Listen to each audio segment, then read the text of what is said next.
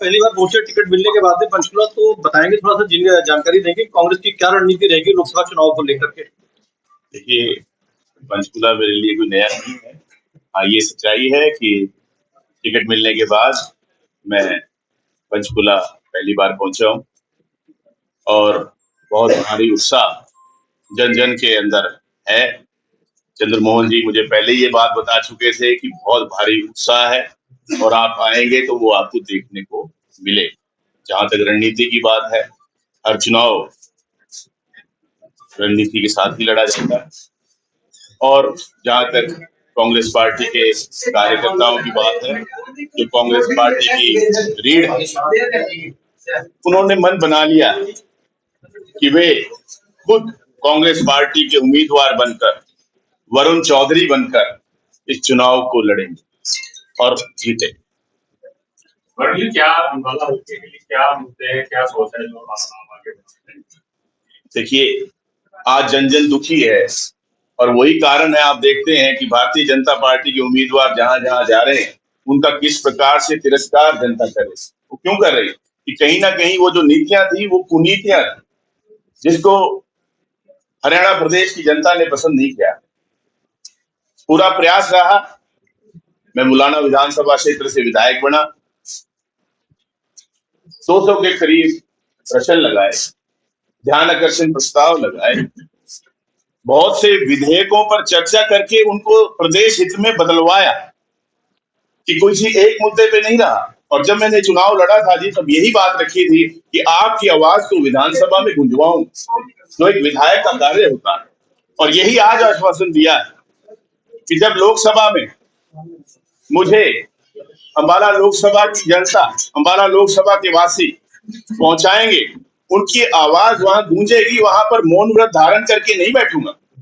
पिछले 10 साल में कोई आवाज सुनाई नहीं दी कि किसी ने कोई यहाँ का मुद्दा उठाया। तो ये मेरा आश्वासन है अम्बाला लोकसभा वासियों से कि आपकी आवाज लोकसभा के अंदर गूंजेगी, क्योंकि सब कुछ ठीक नहीं रहा जैसे आपने कहा, लेकिन उसके बाद भी वहां मौन धारण रहा, तो यह मौन टूटने जा रहा है।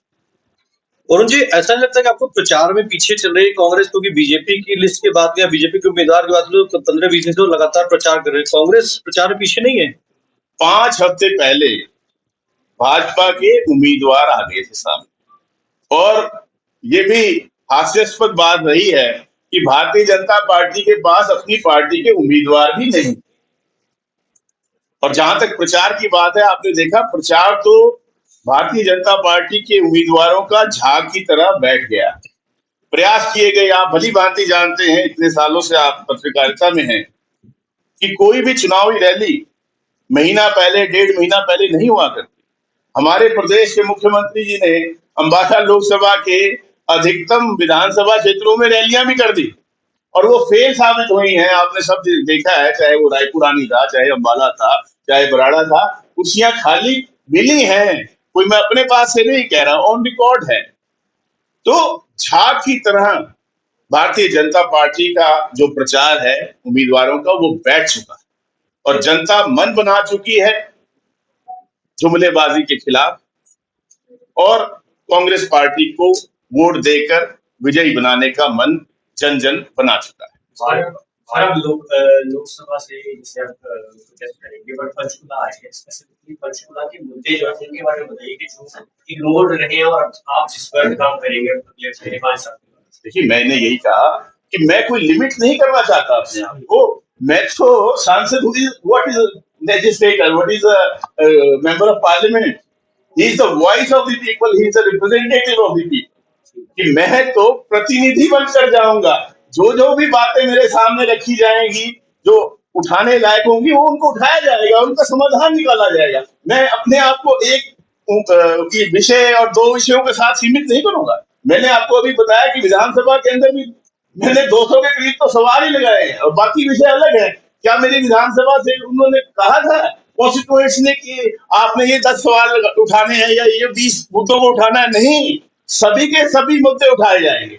वरुण जी, एक कांग्रेस की मैनिफेस्टो को लेकर जो सस्टेन कैंपेन बीजेपी चला रही है, उसको आप कैसे काम करते हैं? देखिए, भारतीय जनता पार्टी को तो अच्छा लग ही नहीं रहा है, क्योंकि वो उनके खिलाफ जनता के हित में, उसमें कोई जुमलेबाजी की बात नहीं, और कहा जाता था कि घोर कलयुग आएगा। शायद यही घोर कलयुग है कि जुमलेबाज भी गारंटियां दे रहे हैं।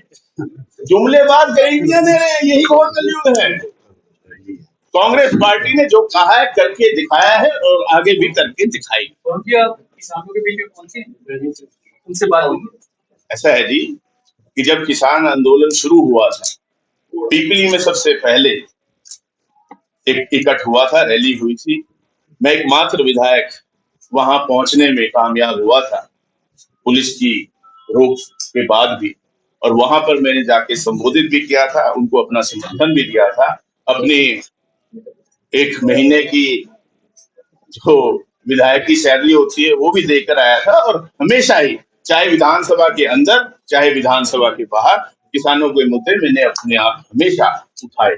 जो अभी हरियाणा में जो किसान है बार बार डिमांड कर रहे हैं, हमारी मांगे पूरी नहीं हुई है, लेट होते रहे हैं, इसको कैसे देखते हैं? मतलब कांग्रेस क्या कि कांग्रेस तो पहले ही एमएसपी की गारंटी देने की बात कर चुकी है, जो भारतीय जनता पार्टी पीछे हट रही। 2016 में कहा गया था कि किसानों की आय दुगनी कर दी जाएगी 2022 तक। आज ये भी नहीं बताया गया कि भाई 5% की कर दी, देरी से कर रहे हैं, बाकी पूरी कर देंगे। कोई बात ही नहीं, कोई बात ही नहीं है। कनेक्शन, ट्यूबवेल कनेक्शन दिए नहीं गए। बार बार विधानसभा में मैंने बात रखी है। आज भी 70,000 से ज्यादा हरियाणा के अंदर ट्यूबवेल कनेक्शन लंबित है।